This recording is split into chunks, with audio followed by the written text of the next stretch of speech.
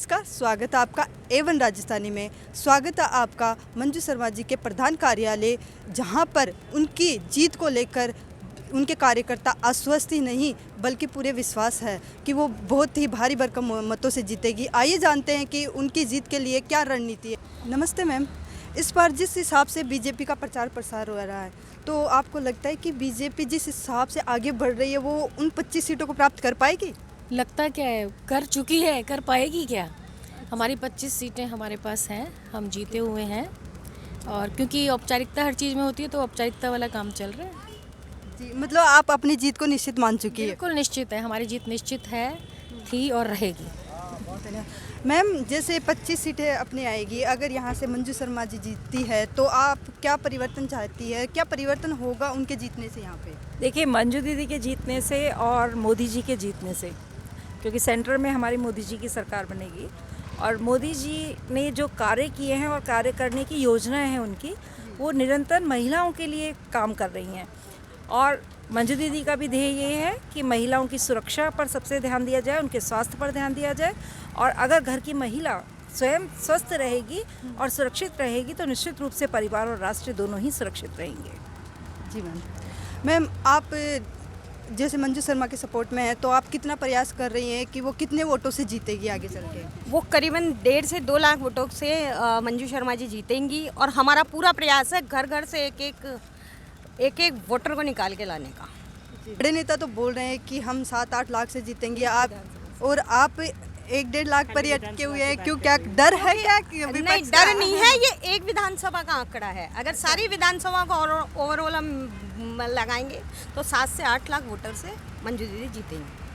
जो इंडिया गठबंधन बना हुआ है, उससे आपके ऊपर कुछ फर्क पड़ रहा है, या फिर मोदी जी पे या फिर बीजेपी सरकार पे? हम लोगों के ऊपर मोदी जी ने इस तरह से जादू सब पे कर रखा है कि किसी चीज़ का कोई फ़र्क नहीं पड़ रहा है। हम लोग खुद ही सक्षम हैं और वो हम लोग को सक्षम कर रहे हैं, और सक्षम होके ही हम लोग इस भारत को महान बनाएंगे, और बन भी चुका है। जी मैम, आप क्या कहना चाहोगे, गठबंधन का कुछ फ़र्क पड़ रहा है बीजेपी सरकार पे? और जो 400 पार का जो नारा दिया गया है, उसको अप्रोच कर पाएंगे? जी हाँ, हम 400 सीटें लेके आएंगे और हमारे गठबंधन का कोई फ़र्क नहीं पड़ रहा, क्योंकि हम तो खुद ही सक्षम हैं, हमें किसी की आवश्यकता नहीं है।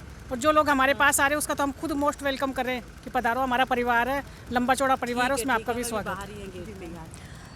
जैसे जो विधायक जो खड़े हुए हैं, वो मोदी जी के चेहरे को लेकर खड़े हुए हैं, उनमें भी इतनी क्षमता है कि वो अपने दम पर भी सीट, मतलब वोटर्स को अपने ऊपर आकर्षित? उनमें क्षमता है, तभी मोदी जी ने उन्हें खड़ा किया है। मोदी जी का दम अपनी जगह है, लेकिन जिन्हें खड़ा किया है वो क्षमतावान कार्यकर्ता ही हैं।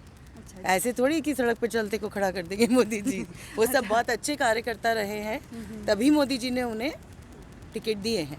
अच्छा, ठीक है मैम, धन्यवाद। मैम, जैसे मंजू शर्मा जी को टिकट दिया गया है और अन्य भी है ना इस टिकट के दावेदार, तो फिर मंजू शर्मा जी को ये टिकट क्यों दिया गया? जिसे मोदी जी ने उपयुक्त समझा है उसी को दिया। और ये लगातार, इनके पिताजी भी भाजपा से जुड़े हुए थे, और इनको जो बचपन से जो मिली हुई है सीख, वो भाजपा से ये जुड़े हुए हैं, इनको सारी चीज़ें पता है।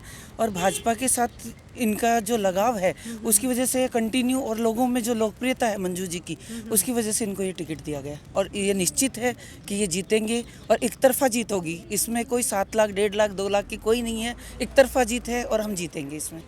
जी, हम सभी ने तो दोस्तों, इसी तरह की लेटेस्ट अपडेट्स पाने के लिए आप हमारे YouTube चैनल को सब्सक्राइब करें A1 राजस्थानी। और इसके अलावा आप हमें Facebook पे भी सर्च कर सकते हैं, राजस्थानी करें A1 राजस्थानी। वहां जाकर आप हमारे पेज को लाइक कर सकते हैं और वीडियो को शेयर करना ना भूलें।